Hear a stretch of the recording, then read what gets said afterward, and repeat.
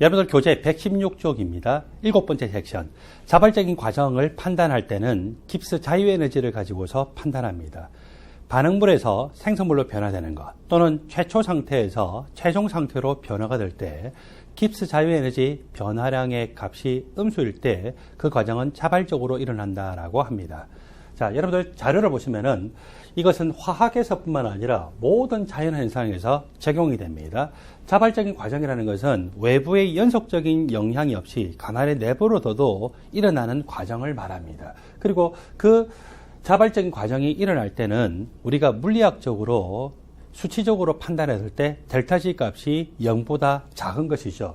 델타 G 값이라고 하는 것은 나중 상태의 값 빼기 처음 상태의 값인데 이때 이 G 값의 변화량이기 때문에 최종 상태, 파이널 상태에서의 깁스 자유에너지 값에다가 최초 상태에서, 이니셜 상태에서의 깁스 자유에너지 값을 빼죠. 이 값이 음수일 때 자발적으로 일어난다는 것은 나중 상태의 값하고 최초 상태의 값을 봤을 때 나중 상태 값이 최초 상태 값보다 더 크다는 것을 의미합니다. 그 말은 깁스 자유에너지 값이 감소하는 방향이 바로 자발적으로 일어나는 과정이라는 것이죠. 이번에는 비자발적인 과정에 대해서 볼까요? 비자발적인 과정은 외부에서 연속적인 영향을 줘야만 일어나고 외부에서 연속적인 영향을 주지 않으면은 그대로 멈추거나 또는 더 나아가서 연속적인 영향을 줘서 일어났던 것이 다시 미끄러져 내려오는 현상이 일어납니다. 그것에 대해서 잘 설명하는 것이 여러분 밑에 동그라미 1번과 동그라미 2번에서 표현이 되고 있습니다. 자, 동그라미 1번. 먼저 현재 상태가 반응물 순수한 것 그리고 생성물 순수한 것 중에서 반응물 쪽으로 좀 더 우세한 경우예요. 현재 상태가 생성물보다는 반응물 쪽으로 치우쳐 있죠. 자, 이렇게 되어 있을 때 반응물에서 생성물 쪽으로 변화되면은 반응물의 깁스 자유에너지에서 생성물의 깁스 자유에너지 값으로 변화가 되는데 모든 변화의 방향은 반응물에서 생성물 100% 바뀔 때까지 변화되는 것이 아니에요.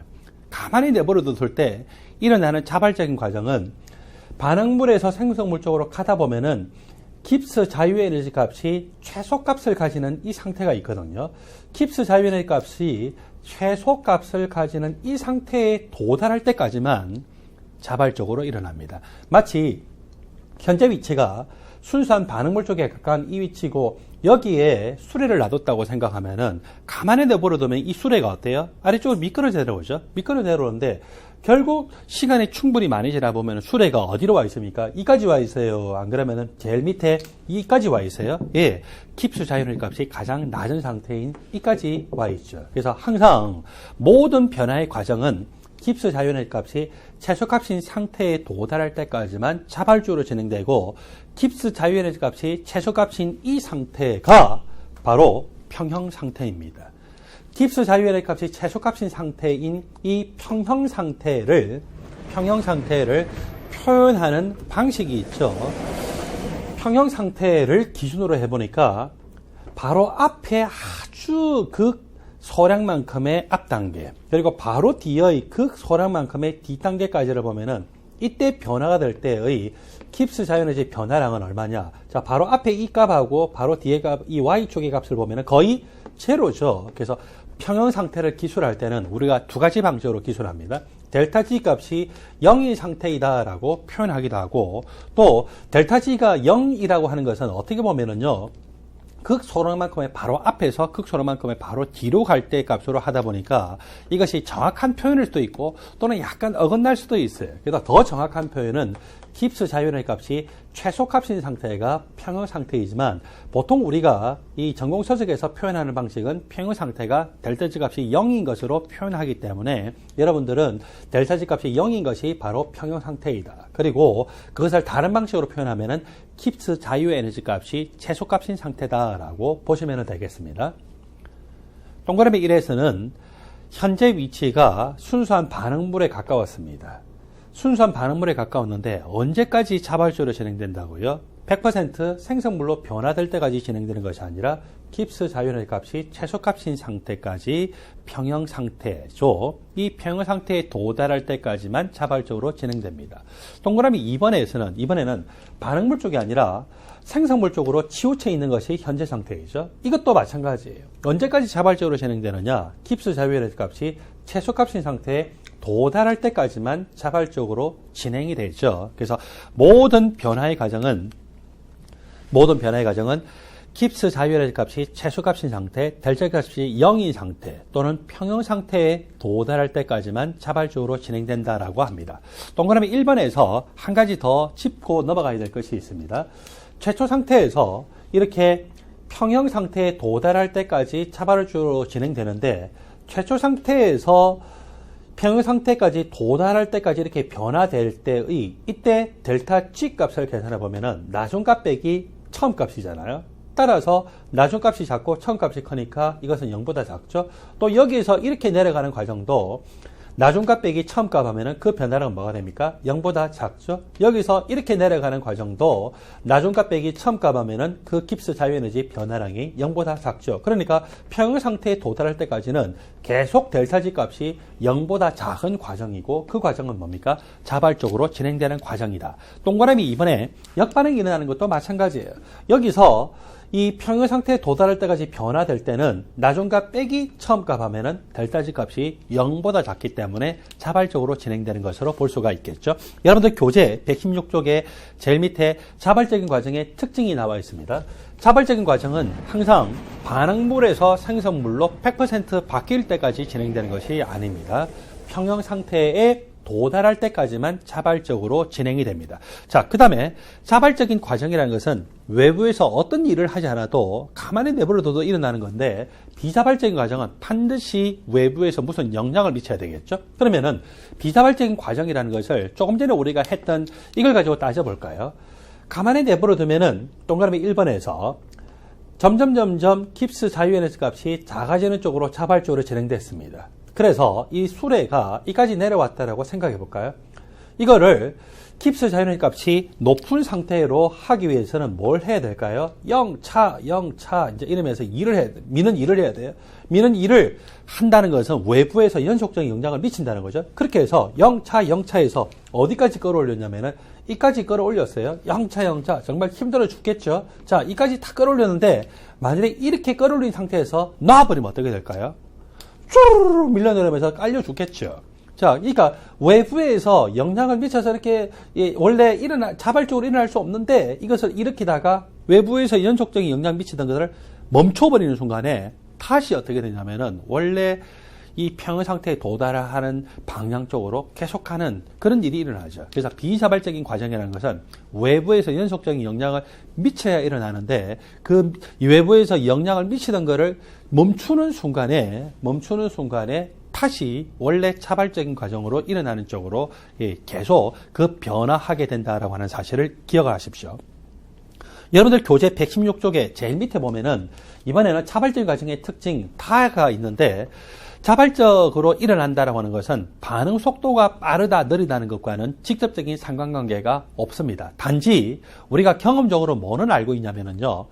매우 자발적으로 잘 일어나는 과정은 일반적으로 반응 속도도 매우 빠른 편입니다. 이것은 정확하게 매치시킬 수 있는 건 아니고 경험적으로 우리가 알고 있을 뿐이죠. 그래서 이 반응 속도론적인 측면과 자발적으로 일어난다, 안 일어난다라고 하는 것은 직접적인 상관관계가 없다라고 하는 사실을 반드시 주의하시기 바랍니다. 그리고 자발적으로 일어난다라고 하는 것을 평형상수와는 직접적으로 영향을 서로 관계를 시킬 수가 있습니다. 평형상수가 굉장히 큰 반응은요, 보통 자발적으로 일어나는 과정이다라고 보시면 됩니다. 자, 그것도 나중에 우리가 수치적인 것을 고려해야 되기 때문에 지금 여기서는 그냥 자발적으로 일어난다, 안 일어난다는 것은 델타 G 값이 0보다 작을 때 자발적이다. 델타 G 값이 0과 같거나 또는 델타 G 값이 0보다 클 때는 자발적인 과정은 적어도 아니다. 델타 G 값이 0인 상태를 우리는 평형 상태라 하죠. 그러면 델타 G 값이 0보다 큰 경우는 뭐랍니까? 비자발적인 과정입니다. 적어도 정반응이 자발적으로 일어나지 않는다는 것이죠. 여러분들 교재 117페이지로 가면은 자유에너지를 유도하는 과정에 대해서 소개를 하고 있습니다.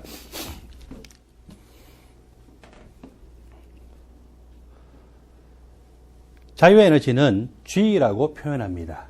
G라고 하는 것을 깁스 자유에너지라고도 표현하고 깁스 에너지라고도 표현합니다. 자유에너지에 대해서 언급을 하기 위해서는 먼저 엔트로피에 대해서 생각해 봐야 됩니다. 화학 반응이 일어나는 개가 여기 있다라고 생각합시다. 삼각 플러스가 안에서 반응이 일어나고 있어요. 개를 제외한 나머지 부분을 주위 서라운딩스라고 표현합니다. 개와 주위 전체를 합하게 되면 이것이 우주가 되겠죠. 우주 전체가 토탈로 표현되고 개는 영어로 하면 시스템이라고 표시가 되겠죠. 우주 전체의 엔트로피 값은 개의 엔트로피 값과 주위의 엔트로피 값의 합으로 묘사가 될 수 있습니다. 개의 엔트로피 변화 그리고 주위의 엔트로피 변화를 합하게 되면 우주 전체의 엔트로피 변화량으로 구할 수가 있겠죠. 우리가 연력학적인 값을 다룰 때는 항상 개를 기준으로 하기 때문에 기본적으로 이 개를 기준으로 해서 표시가 되므로 개라고 하는 표현을 여기서는 생략을 합니다. 밑에도 마찬가지로 다 생략이 된 것은 개에 대해서 표시를 한 것이기 때문에 생략한 것으로 보시면 되겠죠. 그리고 주위의 엔트로피 변화값은 개의 엔탈피 변화량으로 표시하면은 마이너스 T분의 델타 H개로 표현할 수가 있고 개를 생략하니까 마이너스 T 델타 H로 적힐 수가 있겠죠. 그리고 우주의 엔트로피 변화량은 이렇게 개에 대한 연력학적인 데이터에 의해서 묘사가 됐습니다. 양변에서 마이너스 T가 곱해진다라고 하면은 마이너스 T 그리고 우주의 엔트로피 변화 이퀄 델타 H 빼기 T 델타 S로 표시가 될 수가 있습니다. 여기서 델타 H 빼기 T 델타 S를 델타 G라고 놓았어요. 자, 이렇게 놓는 것은 우리의 약속에 의해서 나타나는 것인데 마치 앞에서 델타 E 더하기 P 델타 V 내부 에너지 변화 더하기 P 델타 V를 뭐라고 놓기로 약속했나요? 델타 H라고 쓰자라고 약속을 했죠. 이것과 마찬가지 방식으로 델타 H 빼기 T 델타 S를 델타 G라고 놓기로 약속을 한 것입니다. 이것은 과학자들이 이렇게 간단하게 쓰기로 약속을 한 것입니다.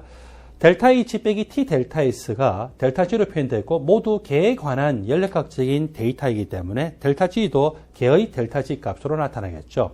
좌변은 그대로 마이너스 T 곱하기 우주의 엔트로피 변화인데 연력학 제2법칙에 의하면요 우주의 엔트로피는 항상 증가하는 것이 자발적입니다. 즉 자발적인 것의 절대적인 기준은 우주라고 하는 것은 우주라고 하는 닫힌 개의 엔트로피가 증가한다는 것이죠. 그러므로 우주의 엔트로피 변화량이 0보다 크다라고 하는 것이 자발적인 것의 절대적인 기준이 됩니다. 만일에 자발적으로 일어난다라고 표현을 하면은 우주의 엔트로피 변화량이 양수값이라는 겁니다. 절대온도는 항상 양수죠. 마이너스가 곱해져 있기 때문에 이 전체 값은 항상 뭐가 됩니까? 음수라는 거죠. 자발적으로 어떤 변화가 일어난다는 것은 좌변이 음수값이라는 거예요. 이 콜이기 때문에 우변도 마찬가지로 음수라는 거죠. 그래서 자발적으로 어떤 변화가 일어난다라고 하면은 개의 델타 G 값이 0보다 작은 값이다 라고 하는 것을 의미합니다.